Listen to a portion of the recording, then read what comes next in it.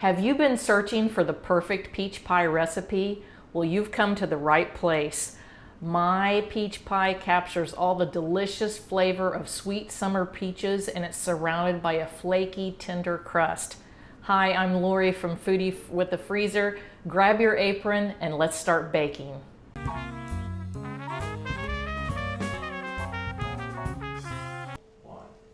To begin with, let's take a look at our ingredients. We'll use all-purpose flour, vegetable shortening, I like the butter flavor, ice water, and I'll tell you the importance of that in just a moment, salt, an egg, and our secret ingredient, white vinegar. It will make your crust so tender and flaky, exactly what you're looking for. And if you don't have vinegar, you could substitute lemon juice or even vodka. To begin with, we'll start with the pastry dough, which is going to need to chill for 15 to 30 minutes before we roll it out. Now, when you make the dough, you have a couple of options. You could use a pastry blender, or you could use a food processor. Personally, I go with the pastry blender. I think it's easier than pulling out the food processor. Now, here's a valuable tip that I have learned from years of pie making experience.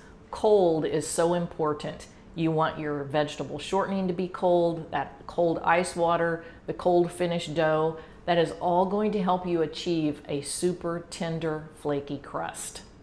So first thing, let's make some ice water. It's just tap water, put a few ice cubes in it, set it to the side.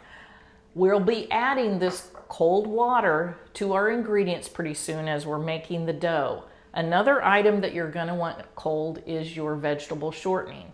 I keep mine in my refrigerator all the time, so mine is already cold, but if you don't, measure out the amount, put it in the freezer for 10 or 12 minutes, and then it will also be nice and cold as we make our dough. In a large mixing bowl, combine 3 cups of flour and 1.5 cups of vegetable shortening. Cut the shortening into the flour until it resembles coarse sand or tiny gravel. Some people prefer to do this with their fingers. I don't, because I think that adds heat to the dough, which of course, as you remember, we're trying to keep everything cold. In a cup or a small bowl, beat 1 egg and then pour it into the flour and the shortening mixture. Now it's time to add that 5 tablespoons of ice water, and make sure you don't get any ice cubes in it. Add that, and then you're going to sprinkle around the salt, evenly distribute that over the top of the dough. And then, of course, add your secret ingredient, the vinegar. Next, take a spoon and gently stir those ingredients together till everything is just mixed. Don't over-mix it, as that could result in some tough dough. This recipe makes 2 thicker crusts or 3 thin crusts. I think I'm wanting something a little thinner for mine today, so I've divided mine into thirds.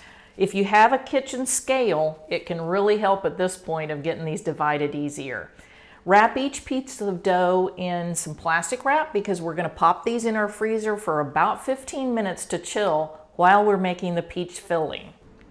If you want to freeze your pie dough to use later, this is the time to do it. Put the plastic covered discs into a zip top bag, freezer bag, and then when you're ready to use it, thaw it in the refrigerator for a couple of hours until the dough is rollable.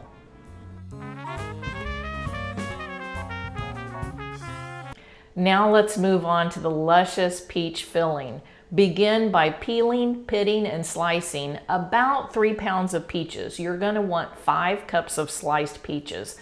By the way, if you have a favorite peach recipe you'd like me to try, let me know in the comments.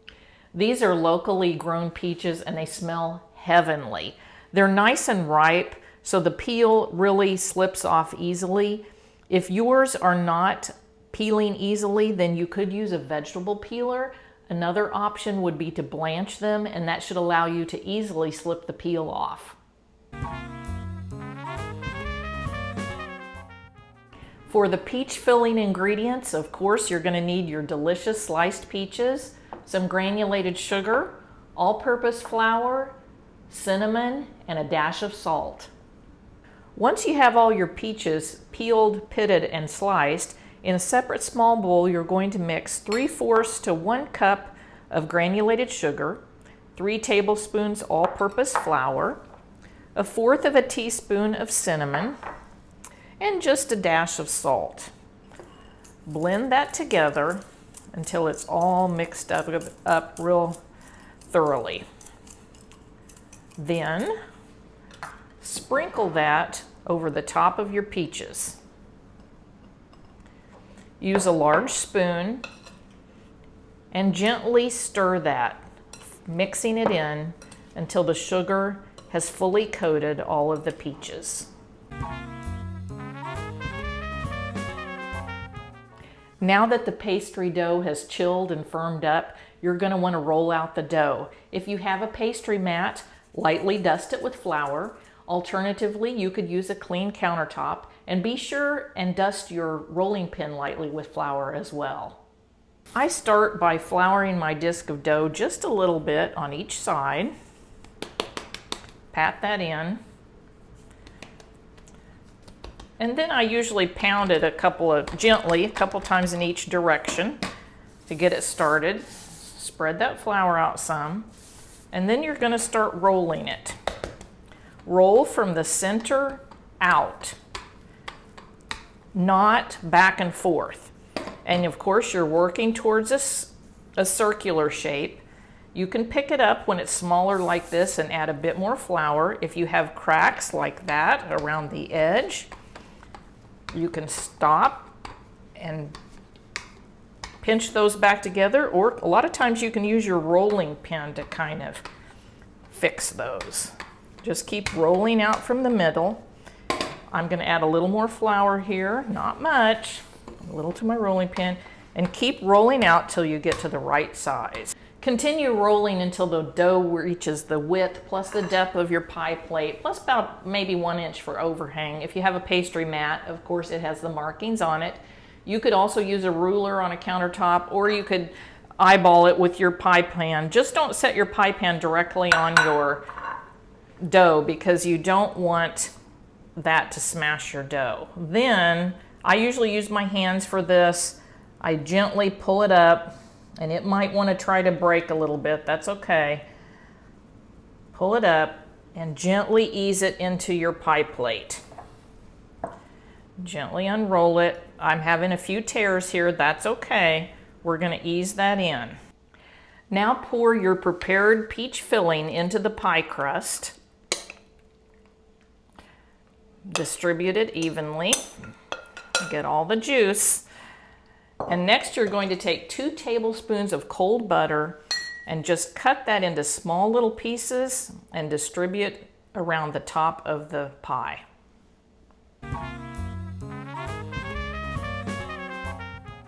Now we're ready for the lattice topping. I've taken a second piece of dough and rolled it out and cut it into strips of equal width, 1 inch wide, and you're going to need about 10 strips in total. Take the longest strip and put it across the center of the pie. Then add 2 additional strips on each side of that middle strip.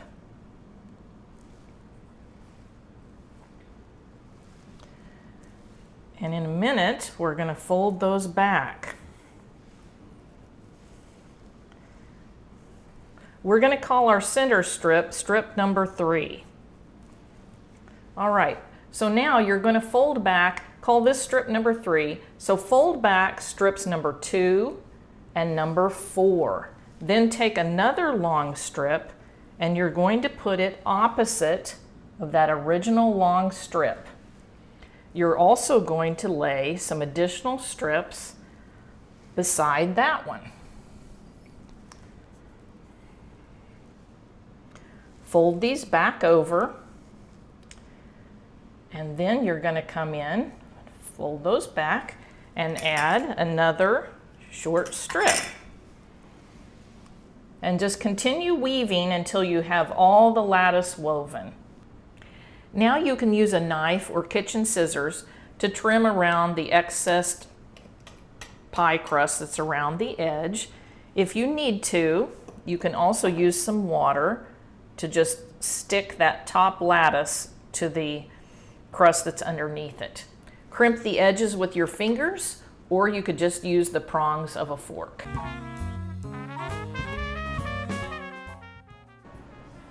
The egg wash is simple. You need a whole egg and a tablespoon of water. For a deep golden brown crust, brush the lattice with an egg mixed with 1 tablespoon of water. Or you could also use whipping cream. To add a sparkly, crunchy top, sprinkle some sanding sugar over the lattice.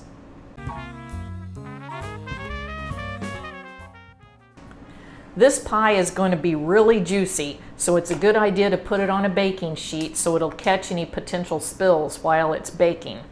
To prevent the edges from getting too brown while it cooks, make a foil collar out of aluminum foil, wrap it around the edge just to cover the very edge of the crust. Then take that foil off about the last 20 minutes of baking and you'll have a beautifully brown edge. Bake in a preheated oven, 400 degrees, for 45 to 50 minutes until the crust is golden brown and the filling is nice and bubbly. Doesn't this look delicious? And I know it's going to taste fabulous. It'll be hard, but let it sit for at least an hour or a little longer before you cut into it. That will allow the juices time to thicken up. Serve this just warm with a scoop of vanilla ice cream and enjoy the sweet, delicious taste of summer. If you like all kinds of recipes for the freezer and for desserts, be sure and subscribe to my channel so you don't miss a single recipe. And while you're at it, hit the thumbs up button. I would appreciate that. Thanks for joining, and we'll see you next time.